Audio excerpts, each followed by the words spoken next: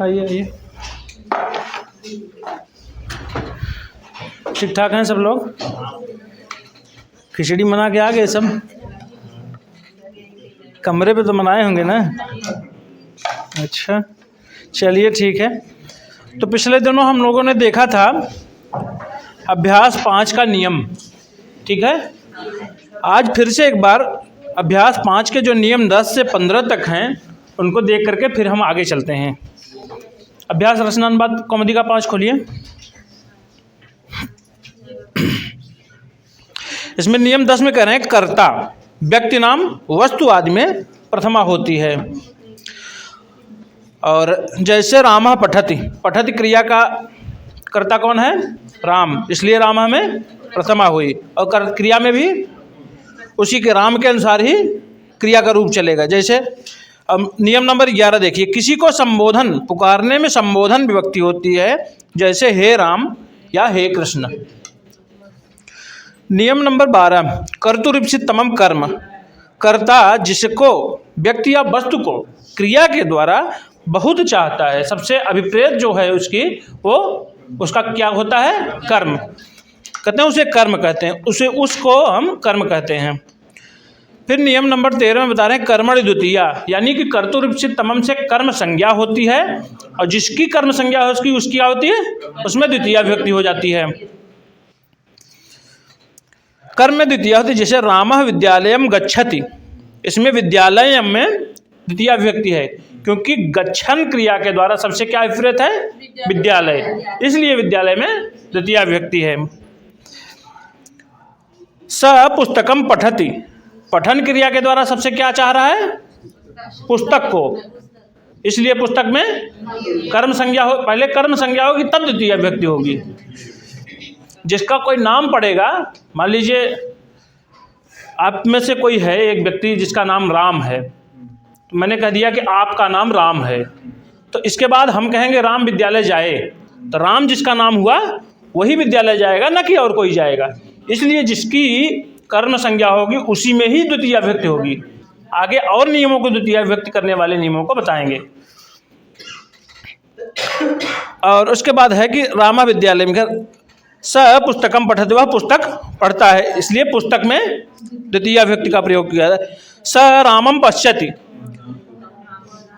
यानी कि देखने को जो क्रिया है उसके द्वारा सबसे ज़्यादा किसको चाह रहा है? राम को, इसलिए राम में द्वितीय विभक्ति होती है।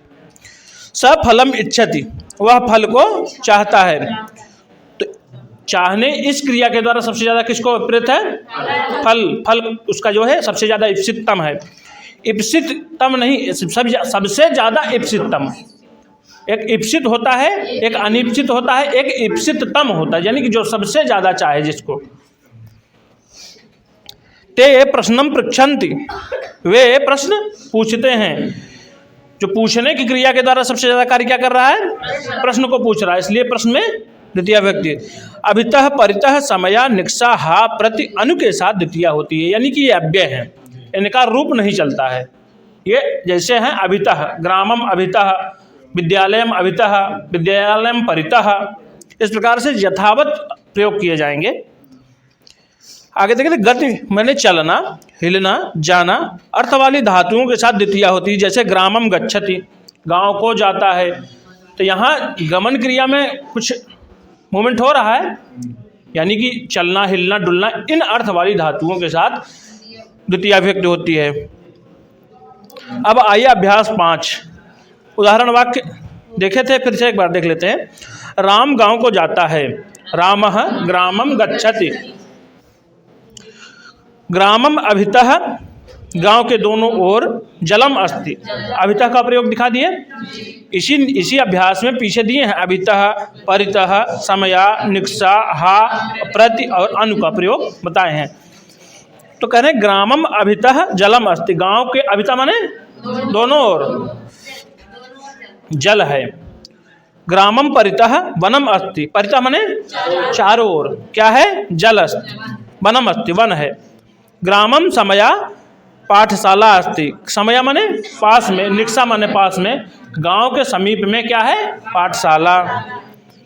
विद्यालयम निक्सा गच्छति, विद्यालय के निकषा माने समीप, गच्छति माने जाता है, विद्यालय के समीप जाता है। दुर्जन के लिए खेत, हा दुर्जनम या धिक दुर्जनम, यहाँ अभी हा का प्रयोग बताए हैं, आगे उसका भी बताएंगे। विद्यालयम प्रति गच्छति, विद्यालय की ओर जाती है, प्रति माने उसकी ओर। रामम अनु गच्छति, रामम अनु राम के पीछे पीछे, गच्छति माने जाती है। गृहम गच्छति, गृह माने घर को जाता है। कोशम गच्छति, कोशम माने कोस भर, एक कोस में कई किलोमीटर होता है? 3 किलोमीटर होता है। अच्छा, जानते हैं आप लोग। जलम पिबति, जल को पीता है। और पुस्तकम पठति, पुस्तक को, अभी आएगा, आज ही संभवतः आ जाए उसका प्रयोग, कोश वाले इत्यादि शब्दों का प्रयोग आएगा, अभी देखेंगे जब हम लोग सिद्धांत पढ़ेंगे तो उसमें आएगा। संस्कृत बनाओ, अभी अभ्यास देखते हैं कि बालक विद्यालय जाता है, बालकः विद्यालयम गच्छति, बालिका विद्यालय की ओर जाती है, बालिका विद्यालयम प्रति गच्छति।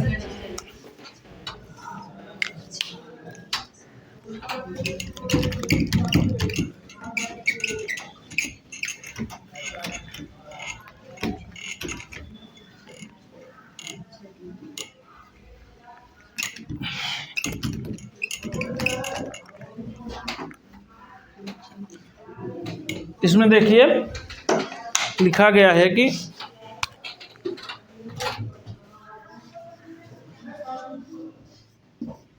बालिका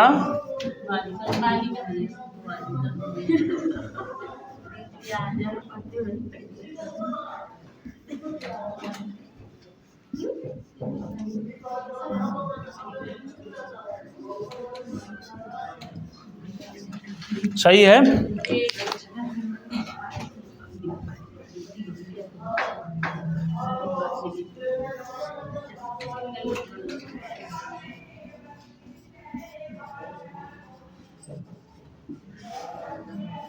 ये सही है कि ये सही है?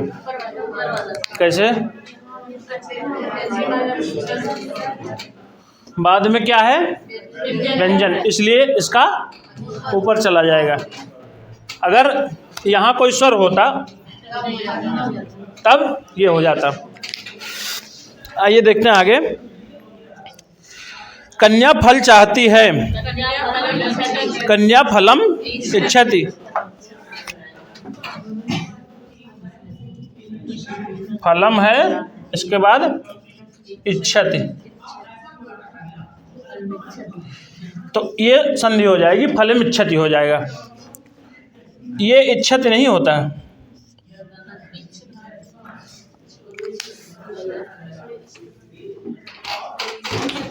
क्यों नहीं होगा? अरे मान लीजिए हम कहते हैं फल फल, किस अर्थ में है ये देखने, अब तो वो भी सही हो जाएगा, लेकिन वो दूसरे अर्थ में होगा, ये दूसरे अर्थ की बात, यहाँ केवल चाहने से इस क्रिया के बता रहे हैं। ठीक है, तो इसमें संधि करके लिख देंगे आप, फलम इच्छति। फिर आगे चलते हैं कि गुरु प्रश्न पूछता है, गुरु प्रश्नम पृच्छति।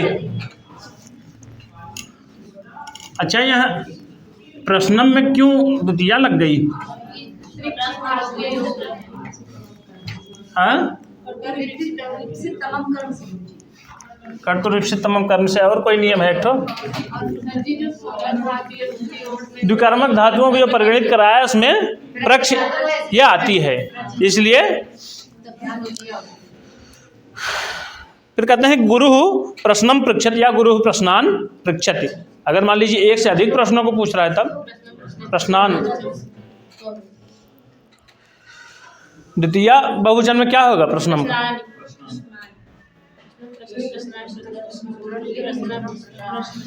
कैसे चलता है प्रश्न का? पुल्लिंग है कि नपुंसक लिंग है कि स्त्रीलिंग है?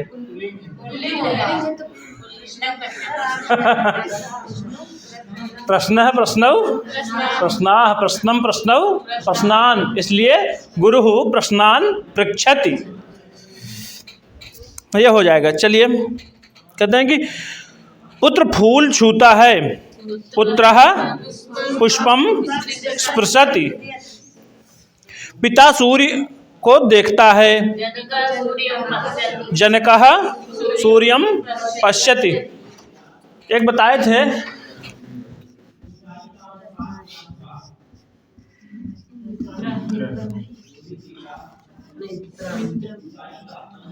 इन दोनों में क्या अंतर है? इसका क्या हो जाएगा, इसका क्या हो गया? मित्र मान लीजिए मित्र हो गया, इसका क्या हो जाएगा?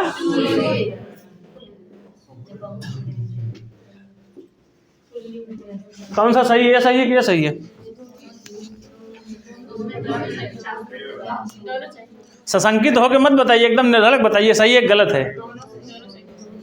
दोनों सही है, ये भी सही है, ये भी सही है।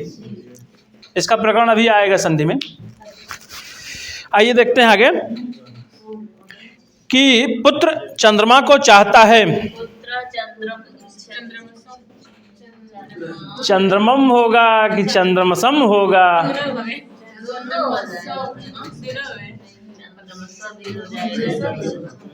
बताइए।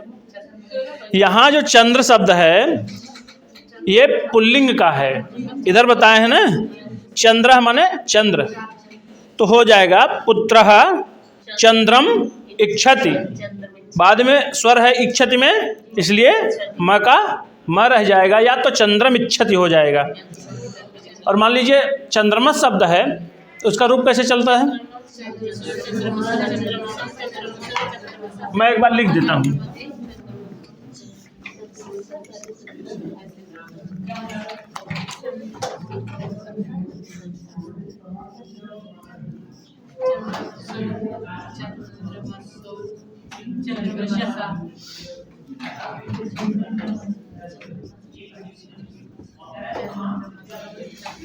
ये सही है? कितने लोग सहमत हैं? कितने लोग सहमत हैं? सही है। मैं कहता हूँ गलत है। गलत है तो कहाँ गलत है?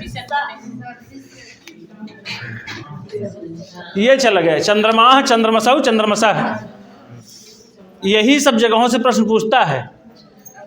मान लीजिए हमारी जो प्रवाह बनी है शैली में कि चंद्रमा चंद्रमसौ चंद्रमसा, लेकिन है वो चंद्रमा चंद्रमसौ चंद्रमसा, जैसे हा हा हा हा हा हा ऐसे चलता है ना, सत्येंद्र सर ने आपको बताया होगा। चलिए आए, दुर्जन सज्जन को दुख देता है, दुर्जनः सज्जनम तुदति, पुत्र गांव के पास बैठा है, पुत्रः ग्रामम समया या निकषा सीदति। हाँ, इसका रूप कैसे चलेगा? ये दोनों प्रकार से चलता है।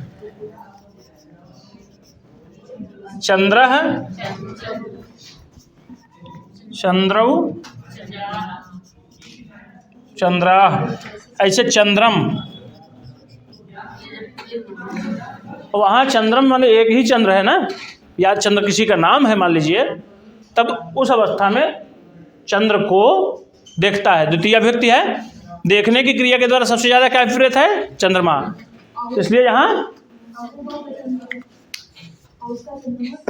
ये बहुवचन में नहीं है, प्रथमा विभक्ति एक वचन में। हाँ तो हो जाए, हम एक ही लाइन केवल लिखे हैं, तो ये अगर मान लीजिए दूसरा हो जाएगा चंद्रमसम हो जाएगा, इसे चंद्रमसम होगा। हाँ दोनों सही है। हाँ यहाँ मूल रूप से जिसका प्रयोग दिखा, ये तो हम आपको इसलिए बता दिए कि कहीं ये आप लोग भ्रांत ना हो जाइए। जैसे कुछ चीज़ें होती हैं सुनते सुनते संस्कार बन जाता है, बहुत सी हम लोग भी बहुत चीज़ें गुरुओं के माध्यम से सुनते सुनते ही भी सीख चुके हैं, उनका कोई अभ्यास अलग से नहीं किया गया है। नहीं, मेरे कहने का मतलब चंद्रमसा भी सही है और चंद्रम भी सही है। हाँ, दोनों सही है, आप दोनों लगा सकते हैं, लेकिन यहाँ इस अभ्यास में जिसका प्रयोग कराए हैं कपिल देव जी ने, उसी का अभ्यास है, तो उसी का प्रयोग किया जाना समीचीन रहेगा। है दोनों सही, लेकिन आगे चलते हैं कि पुत्र गांव के पास बैठा है, पुत्रः ग्रामम निकषा या समया सीदति। इसमें कौन सी धातु है? सद धातु, सीध धातु नहीं, सद धातु। विद्वान धर्म की ओर जाता है, इसमें किसका प्रयोग करा है? विद्वान के स्थान पर प्राज्ञ। प्राज्ञ का अर्थ क्या होता है? विद्वान। प्राज्ञ धर्मम अनुगच्छति। अनु क्या है? अव्यय है, ये इसका रूप नहीं चलेगा। गुरु के पास शिष्य बैठा है, गुरुम निकषा या समया शिष्यः सीदति। 12वां है, शिष्य समुद्र को पूछता है या समुद्र के विषय में पूछता है। शिष्य सागरम पृच्छति। संसार ईश्वर को नमस्कार करता है।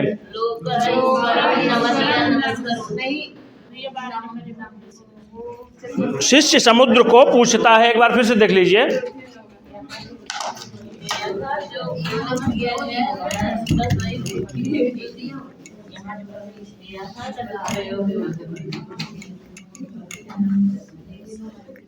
जो नमस्कारोद बता रहे हैं आप, वो उस प्रकरण में आएगा, उपपद व्यक्ति कारक व्यक्तर बली, इसी उसमें आएगा। क्या है इसमें? शिष्य समुद्र को पूछता है। कहीं शंका है? शिष्य यही ना आपको? शिष्य समुद्र, या इसमें लिखा है के विषय में?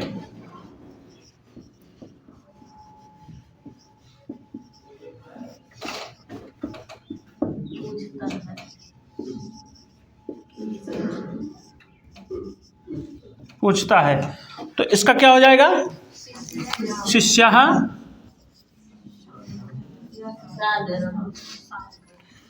इसमें क्या हो जाएगी द्वितीय विभक्ति? सागरम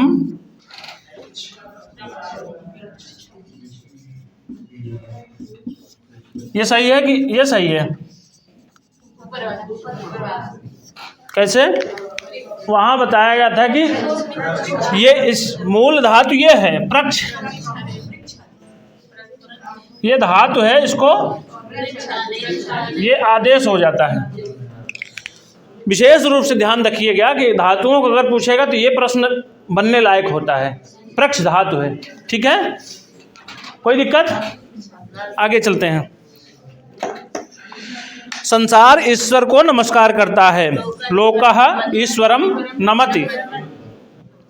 मान लीजिए नमः के पद अगर होता, इस पद के द्वारा अभिप्रेत होता, तो यहाँ क्या हो जाता? ईश्वर में चतुर्थी हो जाती, लेकिन वैसा वाक्य फिट नहीं बैठ रहा, इसलिए नमत या नमस्करोति।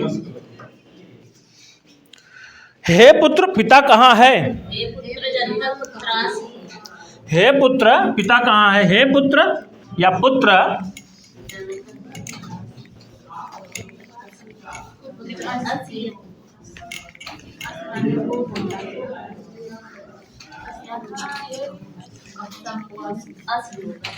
अच्छा मान लीजिए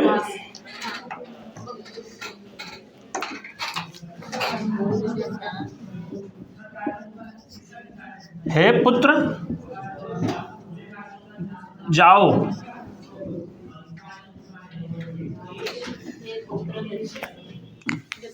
यहाँ क्रिया कौन सी वचन की लगेगी?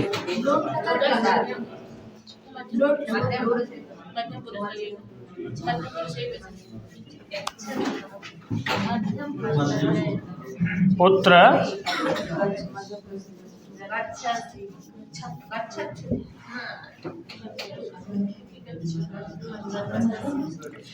इसमें क्या होगा?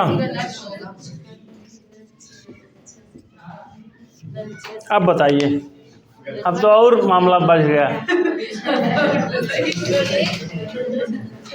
यहाँ तक था, ठीक था, लेकिन ये भी आ गया। अब बताइए कौन सा सही होगा? संबोधन के साथ सदा मध्यम पुरुष की क्रिया लगेगी हमेशा। यहाँ कह रहा जाओ, यानी कि आदेश देने की स्थिति बन रही है कि तुम जाओ, तो ये तो हो ही नहीं चाहता। ये तो कहता कि पुत्र जाता है, तब तो होता कि गच्छा से लगता। ये तो होगा नहीं, क्योंकि बताया है कि मध्यम पुरुष की क्रिया संबोधन के साथ लगेगी, इसलिए ये सही है। ठीक है। कहते हैं कि हे पुत्र, पिता कहाँ है?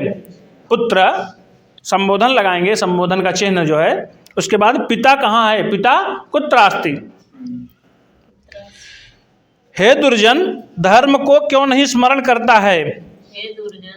हे दुर्जन नहीं कहेंगे, दुर्जन संबोधन लगाएंगे, उससे भान हो गया कि संबोधन की विभक्ति बन रही है, इसलिए हे दुर्जन धर्मम कथम न स्मरसि। इसमें दुर्जन है, स्मरसि लग रहा है।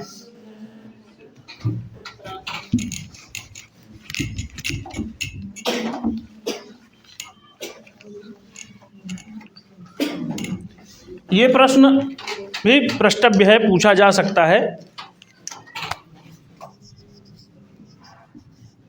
दुर्जन धर्मम कथम न स्मरति होगा या स्मरस्य होगा। ये तो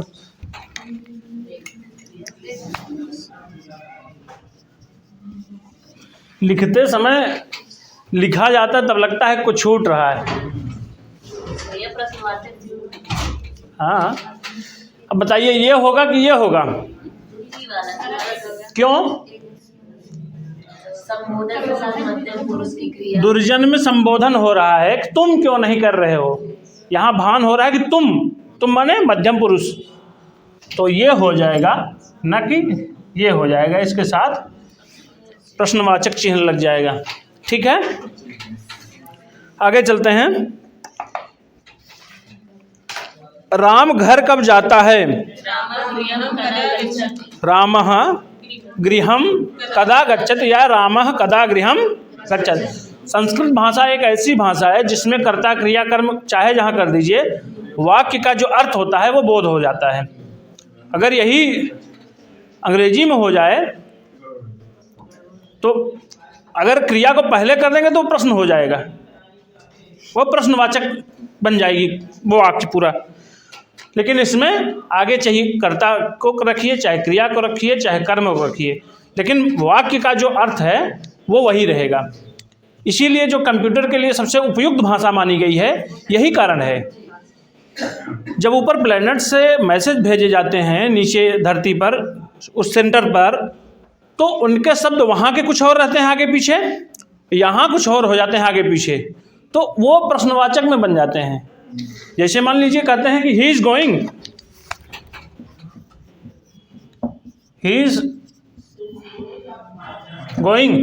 ये तो एक वाक्य है, वह जा रहा है। अब यही इज ही गोइंग,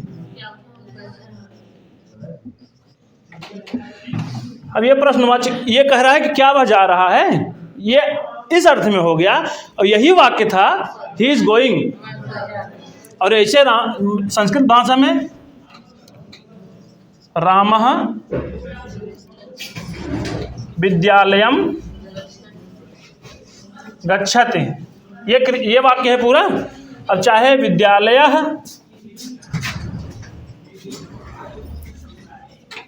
विद्यालयम रामः गच्छति करिए,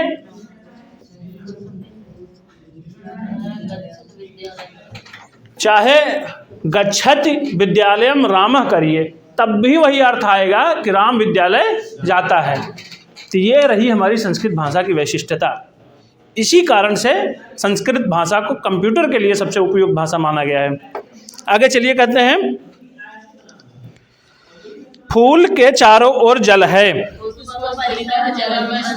पुष्पम परितः जलम अस्ति, जलम अस्ति, माँ और अ है इसलिए जलम अस्ति हो जाएगा। विद्या धर्म की ओर जाती है, विद्या धर्मम अनुगच्छति। विद्या का रूप कैसे चलेगा? विद्या विद्ये विद्या, जैसे रमा है वैसे ही। विद्यालय के दोनों ओर फल और फूल हैं। विद्यालयम उभयतः या अभितः फलानि पुष्पाणि च असन्ति। एक से अधिक है ना, किसी को समस्या है इसमें? फलानि, फलम फले फलानि, एक से अधिक फल हो गए। पुष्पम पुष्पे पुष्पाणि, एक से अधिक पुष्प हो गए, इसलिए अस्तिस्तः सन्ति। और अगला क्या है कि राजा दुर्जन को दुख देता है। नृपः दुर्जनम तुदति, यानी कि राजा दुर्जन को दुख देता है। यहाँ तक किसी को कोई समस्या? धर्मम प्रतिगच्छत, हाँ सही है, वो भी सही है। आगे चलें।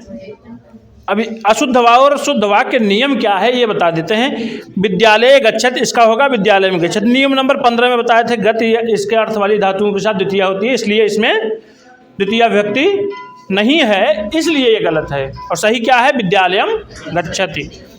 विद्यालय से प्रति, तो इसका क्या है? विद्यालयम प्रति। नियम नंबर 14 देखिए, अभितः परितः इत्यादि के साथ द्वितीया।